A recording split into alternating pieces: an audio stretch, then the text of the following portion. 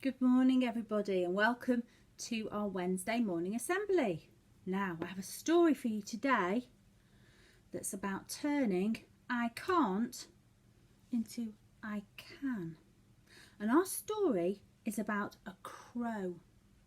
Now our crow lived in a country called Greece, and our crow was very hot and bothered. If any of you have ever been to Greece, you know how hot it gets in the summertime. The sun's beating down, all of the streams and the puddles have dried up, and there was nowhere for Crow to find a drink until he saw on a table a glass half filled with water.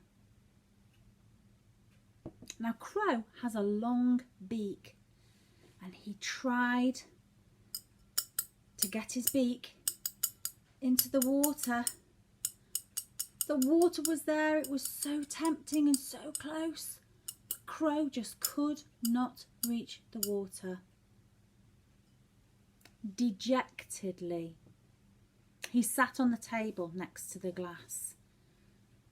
He was so unhappy, so sad. I can't get a drink from this glass of water. It's here sitting in front of me. If I tip the glass over, the water will spill and I won't be able to drink it fast enough from the ground. I can't get my beak far down into the glass. Crow looked around, and on the ground in front of him there were some pebbles. Thought the Crow. I wonder if I can use those pebbles to help me to get a drink. So Crow took his beak, and one by one, that's a big one by one, he added pebbles into the glass. Slowly but surely, Crow watched the water level rise and rise and rise and rise.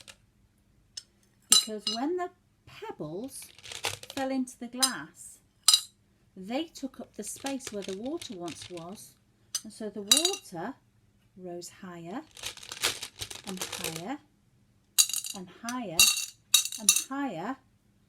Crow tried. Oh, so close, he called. Only a few more pebbles and I will be able to drink this lovely, cool water.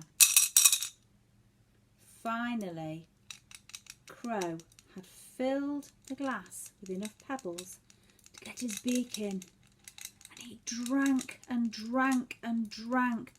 Oh, he said, thank goodness that has quenched my thirst. When he'd drank enough, the Crow sat back down on the table,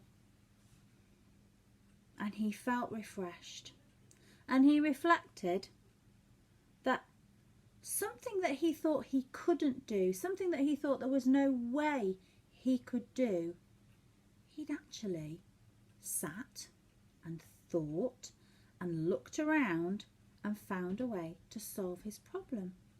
So our Crow in the story today was able to turn an I can't into an I can and have his lovely cool drink of water. Sometimes in school we find it difficult to do things, new things, things we're not used to doing. And sometimes the first thing we think and the first thing we say is, I can't do that.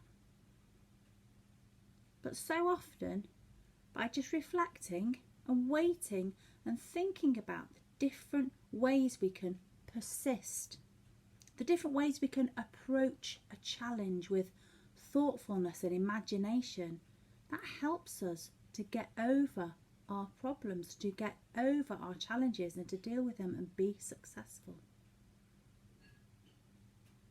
Let's just think about a time when we found something really difficult to do, and a time where we had to use our problem-solving skills to help us get over a problem.